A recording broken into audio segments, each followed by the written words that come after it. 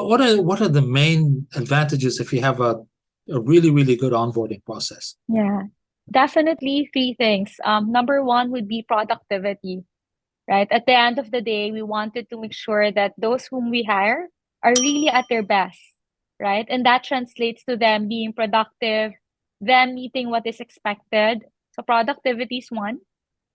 Number two would be engagement, right? If you think about, them going the extra mile, right? And a highly engaged new joiner would bring in more value to an organization later on. So engagement definitely is the second one. And of course, the last one would be, this new joiners can potentially be your ambassadors, Mm, right? They would speak highly of your company, and a lot of that would deal with how they were onboarded on their first year, right. right? So they can be your ambassadors as well to talk really something well about, the company and what it stands for and, what their onboarding experience is.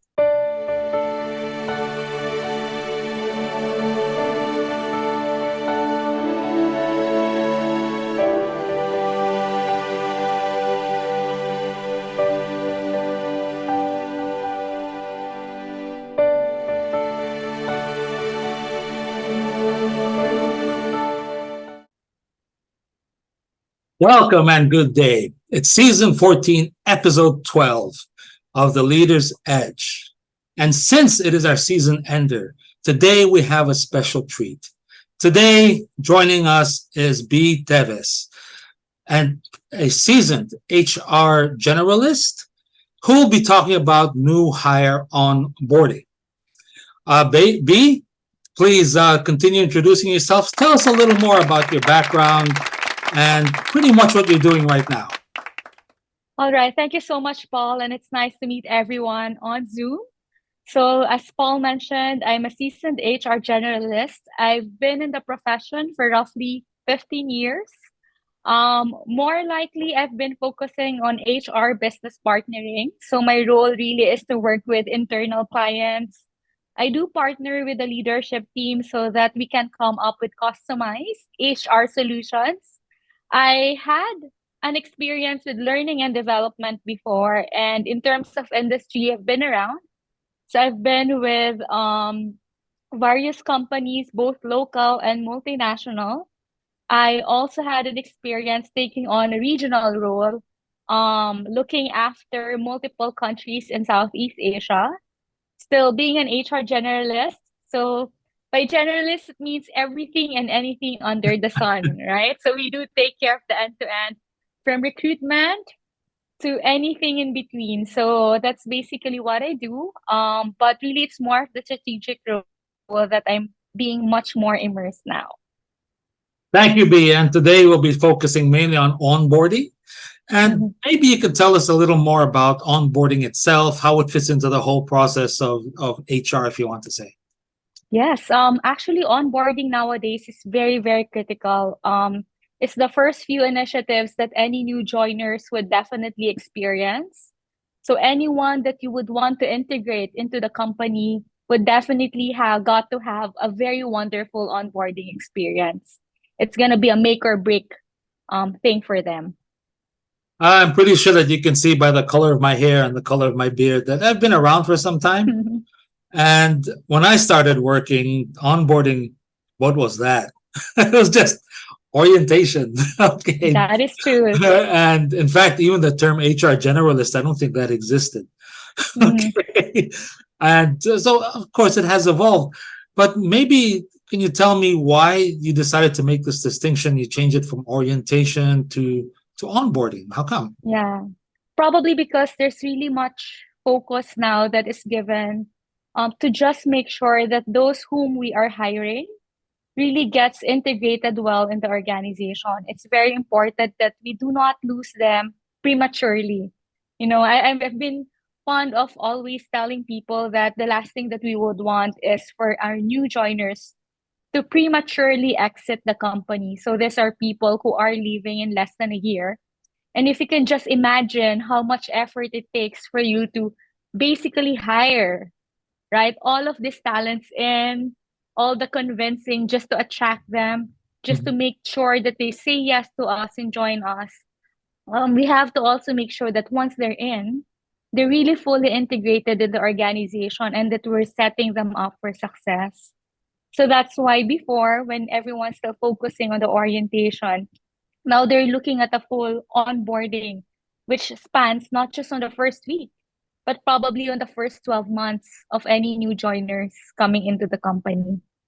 Okay, so I mean, when I, gosh, the last time I was heard the term oriented, I think it was in 2001 or Mm, 2002, thereabouts. And just after you do the interview and all, and oh, you accepted, go to orientation on this day, things like that. But there yeah. are two things that maybe need a little clarity. Let's talk first about when you say when the person is integrated into the organization.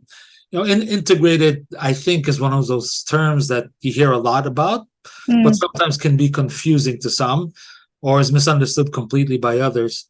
So when you say integrated, just expound on that a little more, because I also noticed that you're talking about a 12-month span. When depending yeah. on what you're doing, onboarding or orientation, as I understood it, was either one day Mm, up to maybe 4 days at the most, and then you mm. go into training, specific training. So two things. When you say integrated, maybe expound on that a little more. And you said 12 months. So what is it that you're measuring within the 12 months? Yeah. Things like that.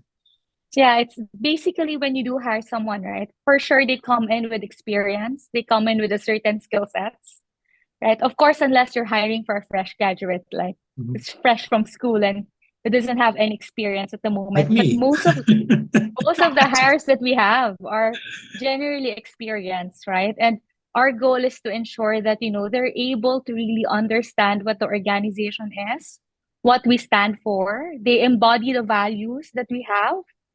That's on top of knowing what they're really expected to do and that they're able to really meet what's being expected of them, right? Because all of these things are probably things that you discuss when you're trying to interview someone or giving them an overview of what's to expect.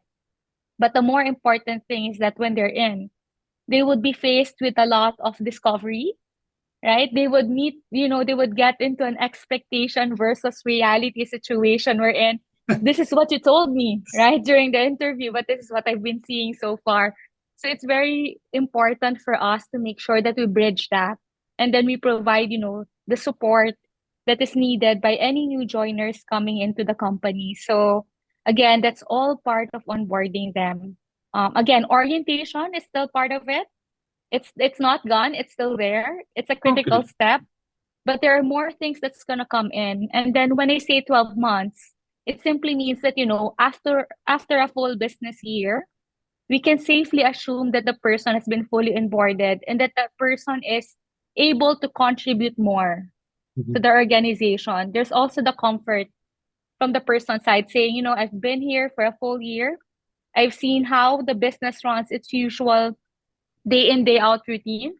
And by then, probably the person is able to bring more value, add to the organization. Can you maybe explain to us a little more about, because I run into this a lot. I'm Mm, from the training and facilitator and oftentimes let's say it's this. Let's say they're having a problem with attrition. Typical example. And I asked the person there, I said, do you know your costs in terms of how much it costs to hire somebody? Now, I'm not asking you to reveal any costs, but many people have no idea, or they take a figure from the United States which looks bloated. Okay, so it takes $100,000. And yeah, I don't think it's going to take 5 million pesos to hire one person in this country. Okay, so but in your experience, typically, what would be the onboarding cost? the typical bar, it will not really take a lot, Hmm? in terms of the cost. I mean, most of it will trim down on the orientation part, which I think is the major part of it. But what it will actually entail would be involvement from a lot of people Yes. that we really cannot quantify. But in as much as financial figures are concerned, it will not really cost a lot for you to onboard. Mhm. Especially if you would want, not unless of course you would want to do, a more sophisticated orientation. Okay. All right. Do But it's you gonna cost you time. Yes. Do you consider things like okay, within the first 90 days, I'm supposed to maintain so many people. I don't want you have a certain percentage that shouldn't be resigning, or Mm, do you measure things like that? Because when I was a training manager for a large BPO, that's what I was measuring. Okay, it was a complicated business, and the training mm, was actually quite long. It was 3 months, and my task was to make sure that I at least kept 80%, yeah. and there was a figure I had to meet. And that's a cost you can easily figure out. You know what I mean? Say, okay, look, I lost twenty Mm. percent this value, and that was something I had to worry about. Are those things that are also measured in the whole onboarding process? We do track leavers who are less than a year because that speaks a lot, right? About, in terms of the impact of onboarding. It loses its power probably a few years after, but very critical during the first year that we're able to track those who are leaving, and it's because of onboarding. So we do track percentage as well. At what point does onboarding? Let's put it this way: at what point does the person not become an onboarding or an onboarding concern? Let's say you stop worrying about it. When you look at onboarding, you said 12 months. Is it at that point that you turn it over to operations, let's say, and Oh. they take care of it? So it's their problem, not yours anymore, kind of deal. Yeah, actually, the best way for you is to do your quarterly check-ins. Mhm. That's always embedded in the onboarding program that I designed. The quarterly check-ins would give you that confidence in terms of, whether or not this person is really meeting what he or she is expected to do. Mhm. So that's a very powerful intervention that we are always asking managers to make sure that they have that, so that expectations are managed, feedback gets to be more timely, and then you don't have to wait for a year for you Yes. to basically know, right, whether this person is able to meet what he or she is expected. And it is in those critical quarterly check-ins that's gonna tell you exactly if this person is fully onboarded or not. Okay. All right. That makes sense. Recently, we had, of course, the pandemic. Okay, Mm-hmm. and a we lot s- of it. I think we still are. Uh, I think mainly we're adjusting to it. Mm, Okay, I mean, a lot of it now became virtual. Okay, and just to give you a simple example, I mean, how many companies have a playbook for virtual anything? How do we run a virtual meeting? How do you run a virtual interview? They just don't have it? They said, okay, here, just go ahead and interview the guy. You know what I mean? But the virtual situation changes a lot of things. But let's look at onboarding in specific. Now, before it was face to face, and then now the virtual whole everything virtual came along. So, what are the major changes that you've seen you had to do to switch to a virtual environment, and maybe even moving forward? Uh, mm, how do you see onboarding to look like in the future? yeah. Actually, I can imagine onboarding to be hybrid now. Okay, so if we're going to look back at how onboarding, or specifically, let's just say orientation, is being done, right? Pre-pandemic, most of the companies would really do it on site, right? They Yes. ask people to come in. There are lots of speakers. They would bombard them with so many information. Now that pandemic has happened, we've been taught to be more digital, to maximize virtual platforms that we have. I think moving forward, it will continue to be hybrid. And the reason is because we also have to be very efficient, right, on how we are delivering orientations. We also have to be mindful that after pandemic, workplaces have started to adopt a more hybrid setup, right? Mhm. Hence, given that direction that we're doing more hybrid, probably you're reporting on site twice a week, 3 times a week at the most. And then you're working from home on certain days. For some people, they're fully remote still, right? So we have to make sure that we're also adjusting on that component. And I think hybrid will be here to stay. So that's one in terms of orientation. But, the more important thing, I guess, right after the pandemic, is for the people managers to be truly felt. And I think that's going to be a challenge moving forward because given the hybrid setup, right? You have new joiner joining in the company, reporting to office once in a while, but predominantly on Zoom, right? How do you make sure that you are creating that support system for this new joiner so that he or she can feel that he or she is part of a bigger organization or that she has support networks just in case they stumble into something, right? So definitely there's going to be a huge expectation for people managers to be visible and for them to be felt. I find strange is even before the virtual thing, some people managers were not visible. Yeah, We're not even exactly. it's already face to face, and now here we are virtually trying to be visible. Then you, yes, I can definitely see that. I hope you Mhm. don't mind. We'll go back just a little bit. When you talked Sure. about the cost of onboarding, you talked about time. Whose time are Mhm. we talking about? Oh, And yeah. maybe you can explore that. Okay, I'll talk about three important players who needs to devote time on this. So the first one, as I've mentioned, would definitely be the manager. Highly critical that he or she is able to find time to make sure that he or she is orienting the person, providing feedback and timely coaching and guidance. Wait, Definitely. sorry, let's just ask real quick. When you say manager, is this the person's manager when he starts working? Yes. Or Yes. okay, all right. The direct manager, the one whom he or she is reporting to. So a lot of time needs to be devoted to the new joiner. The second one would be you talk about your cross-functional teams, right? Who is this person gonna be working with, right? So these people would also have to make time to ensure that he or she is able to help, any new joiner coming in, right? So that would require time. And the third one actually is a time for the new joiner, him or herself. Gone are the days wherein, you're a new joiner, you're coming into the new company, you just have to take everything in, you just have to absorb everything in. It sounds a little bit more passive. I Mhm. guess moving forward, new joiners also has to take charge of their development. I mean, ask questions, go to people, seek for guidance. Don't rely on your managers alone, right? Leverage on the network that you have and the people that you're meeting, as you go along.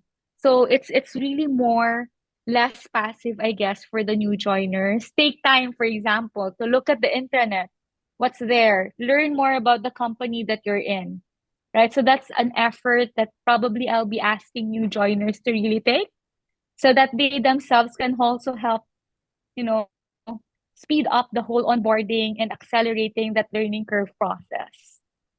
Especially for new grads or people are just Mm, entering the workforce, so, with very limited experience, maybe 1, 2, 3, 4 years experience, asking questions isn't normal. natural. At least for Filipinos, it's not okay. They don't know how, and I mean, this was the case even me when I was about, oh gosh, maybe 2012 around there. Mm, Okay, it was still a problem.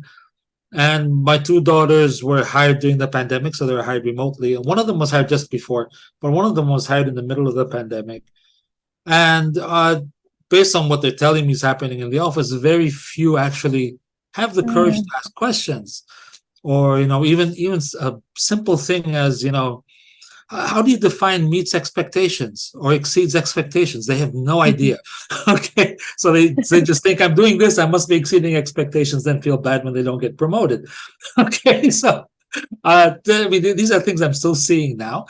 But how do you deal with that, especially if it's because I think it's more of a cultural issue. mm, Uh, Asians, generally speaking, are very hierarchical. They tend to wait to be told what to do. Okay, mm. how do Yeah, you deal with that? actually, that's actually right. I mean, new joiners are expected to really be passive, right? Meaning, you just tell me what to do, I'll do it. I'll do it very well. Less likely that they will really ask. It's probably coming from the fear of, they might get judged by the question, right? Right. So, how the organization can break that probably is to create more of avenues for informal dialogues, right? Create an environment wherein the new joiner is very comfortable. For example, if I'm someone who is supposed to partner with this person, they might want to do it in an informal setting, say over coffee, right? So that he or she is encouraged to ask and speak.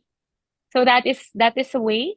Another way actually is for you to assign a buddy, right? A buddy is someone who is not really in charge of grooming you or training you, but someone who can provide perspective in an informal way, in a more friendly way. So hopefully that would get, new joiners to speak up and, ask questions if they have any.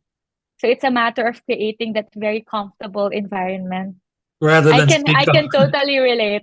rather than speak up on LinkedIn or on Facebook. I don't know. Yeah, which It's some of them funny. can do.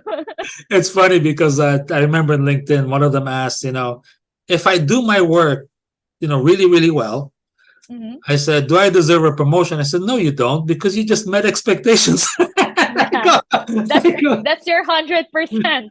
yeah, that keeps your job. I'm about to tell her I wasn't that mean, but anyway, the other question I'd like to ask you about is the people manager. Hmm. Okay, and this I started noticing in about I think between 2012 and 2016, companies were trimming down the middle managers. Oh yeah.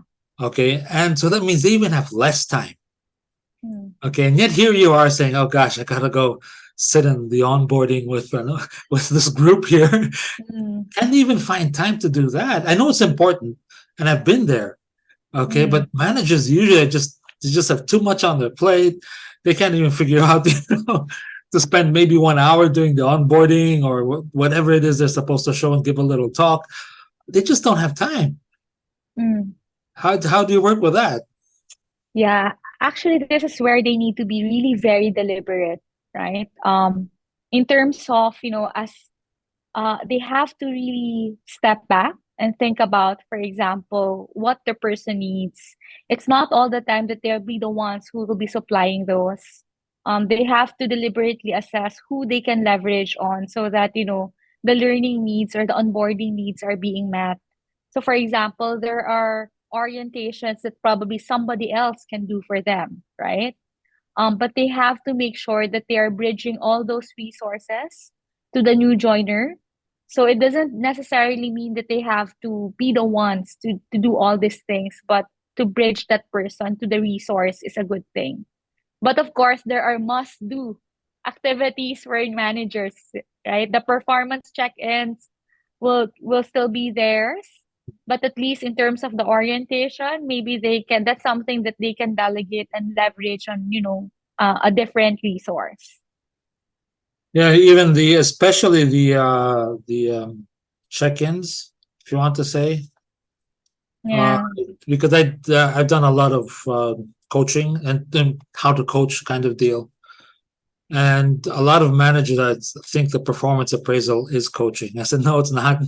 Just the term appraisal. Appraisal is not coaching. Okay. No, no. So they think, oh, once a year is enough, but it is really a challenge. Mainly because I've been there myself as a middle manager, and is it time?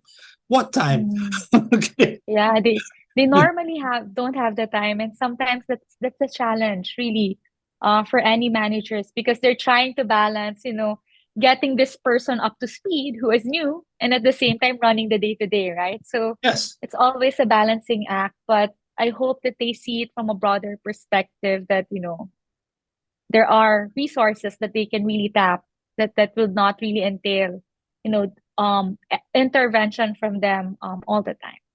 Well, that's in my experience. I got maybe lucky, if you want to say, when I was a training manager, again for the BPO, the complex process.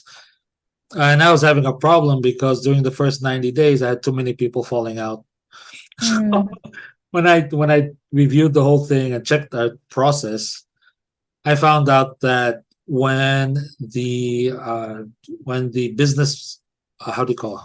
He was the manager of the business itself, the LOB, if you want to call it, the line of business. mm. He always had a part where he was supposed to go there and say hi to them. I'm the boss of the whole thing. He never did that. Okay, the management team never showed up to say hi to the group during the 3 months. Yeah. When I asked them to come in just 10 minutes, 3 times, all of a sudden my number improved. Like I said, hey, Mm. look, okay, I've improved by 60%.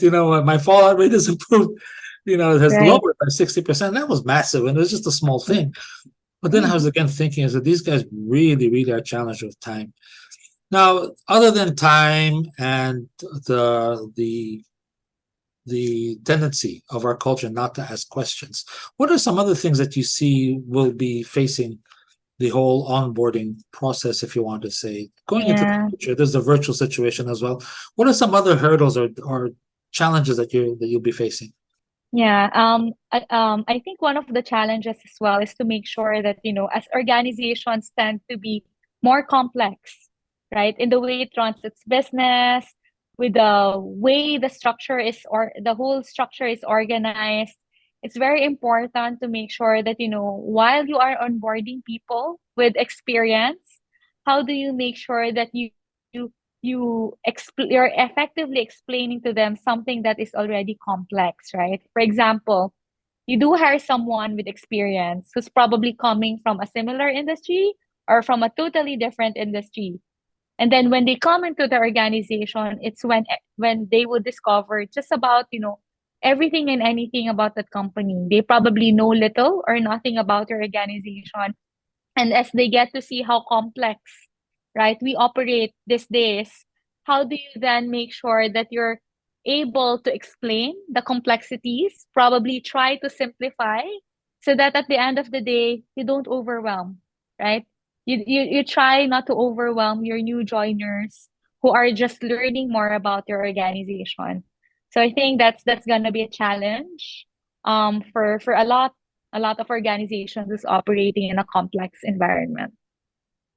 Right now, I'm just curious, especially because I see a lot of new companies forming, it's mainly Mm, because of the opportunities, I'm guessing, and the overall maturity level of an organization. Some have been around for 20 more than 20 years, maybe some only 5 years or even less.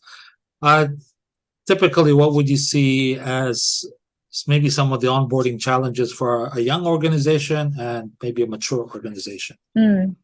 For a young organization, probably that the challenge would be probably there's not much information yet, right? And a lot to discover. If you think about a startup, right? Startup companies probably as they tend to support, right? And accelerate, the onboarding process for their new joiners, they're also learning along the way, right? Because again, that's how they normally roll in terms of, being a startup Mhm. company.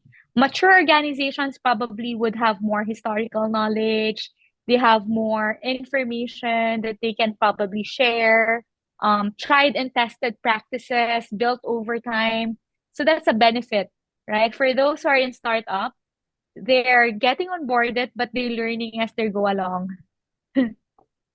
In your experience, I mean, what is probably the main advantage of having a good onboarding process? Now, I'm not talking about the obvious ones like, hey, look, my retention rate is better.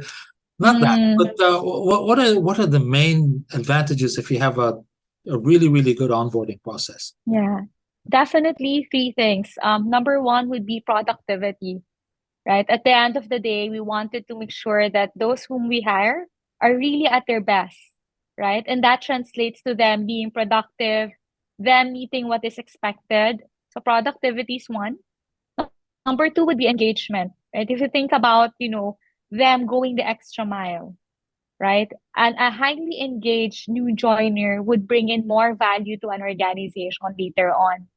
So engagement definitely is the second one.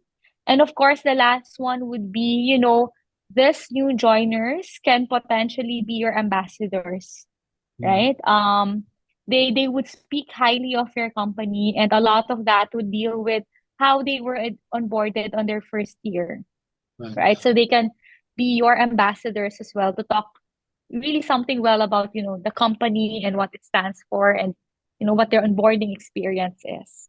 So So word of mouth company is pride. Yeah, so word of Yeah, mouth is still the best advertisement, and it doesn't it cost is. anything.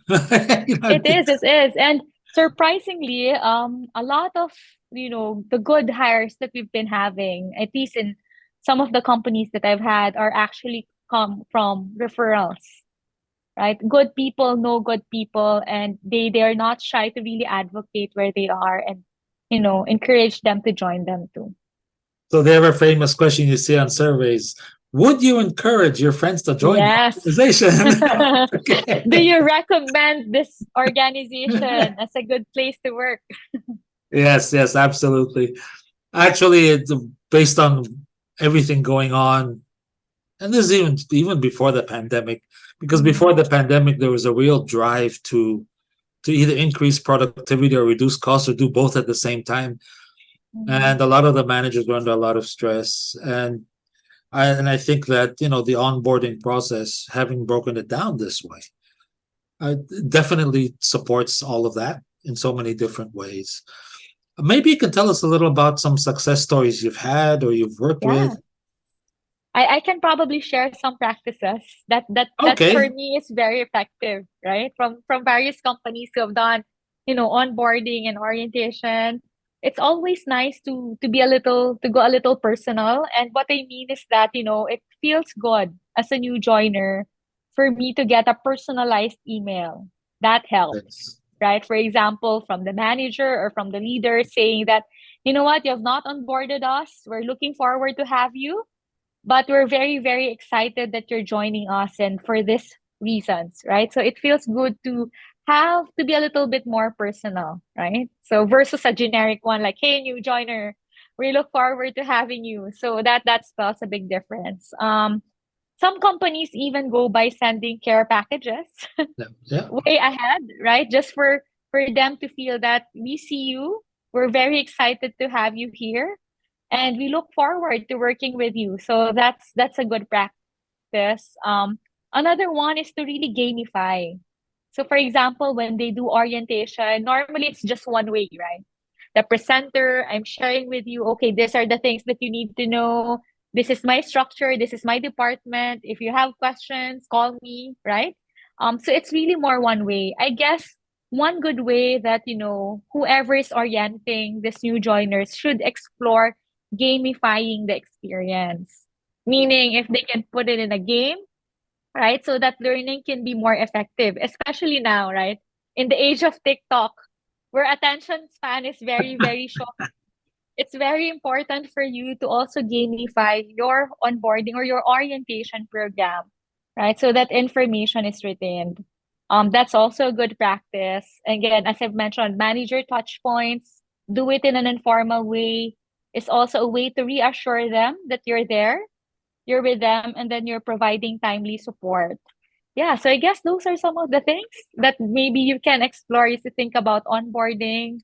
Um, Another way is also to create a batch of new joiners so that, they have this batch of newbies who is probably going through the same experience, right?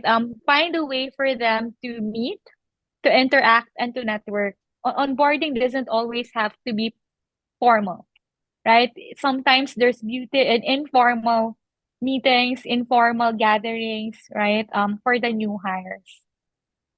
One based on that, what I've also found effective is the guy is just like graduated from onboarding, and he tells you, hey, it was a really great experience. If you just Mm, stay with your mentor or with your partner, whoever you're assigned with, and if you have a game to support that, you can even talk about a little about the game, about the experience he had and how comfortable he is feeling now in the organization.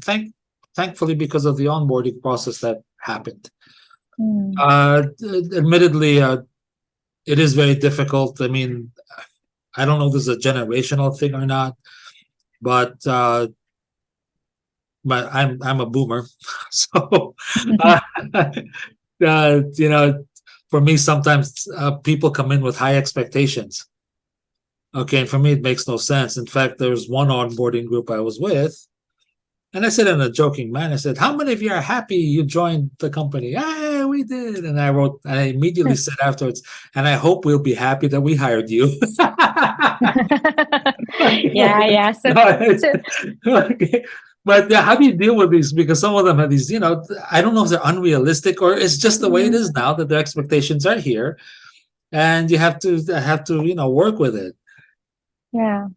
Actually, it's a normal thing, especially for any new joiner coming in. And, normally when you accept an offer, right, you always look forward to better days, I guess, Yes, right? That this is a new chapter for me. I'm willing to give it my best. So there's definitely that high level of enthusiasm and expectations because you know what? During the course of the interview, we also tell them, right, what's good about the company, what's good about your role, what's exciting about it. I mean, that partly convinced them to joining, right? To joining us and accepting the offer. So there goes. They're coming from a high bar. right, Definitely. But it's very important. And, that during the whole process, not just when they come in, during the process, when they're going through the interview, it's also highly important that you paint a realistic picture, right? What's good about it? What's great about the company? But what are the challenges that they'll be expecting coming in? And when they do come in, as I mentioned, in all of those critical touch points, that limited time that the manager has, they have to make sure that they're able to bridge, that expectation versus reality situation. Wherein, yeah, this is what we told you. Now you're seeing this, and what does it mean for them? Right? The reason why we hired you is because, something to that effect, so that they're able to bridge, right, what they're expecting with what they're experiencing, because that's a lot. That speaks a lot about, managing expectations. right, right. Well, B, it's been wonderful talking to you. You've opened up a different. I mean, it's not something I'm aware of it, if you want to say, and I have contributed to making adjustments in the onboarding process to make some contributions in retention, but I've never really looked at it as broadly. I mean, 1 year for me, I thought onboarding was only like the first 90 days or something, and then, Yeah. then that's it. So that's definitely proved to be insightful for me. And I know AI is around the corner, and I know that can Mhm. help a lot. But onboarding for me still relies a lot on the human touch. Yeah, a The lot. person has to feel like he's being treated as a human being first and foremost. Mhm. Is there anything? How can we reach you? Do you have any event, or maybe you have a speaking engagement somewhere that you'd like to invite us to? Definitely, I'm on LinkedIn, so you guys can add me up, right? Feel free to message me on LinkedIn if there's anything that we can collaborate with. I'm more than happy to share, what I know and contribute to that. So thank you. Okay, thank you, B. Uh, to our viewers, thank you so much, B, for spending time with us and making time for us. If you do enjoy this conversation and other conversations from the Speakers Bureau, please click. We have subscribe, like, and share. And for our next speaker, who will be episode 1 of season 15, that will be Mr. Arthur Nowak, who will be talking about AI and customer experience. And as always, learning is a never ending journey with limitless vistas.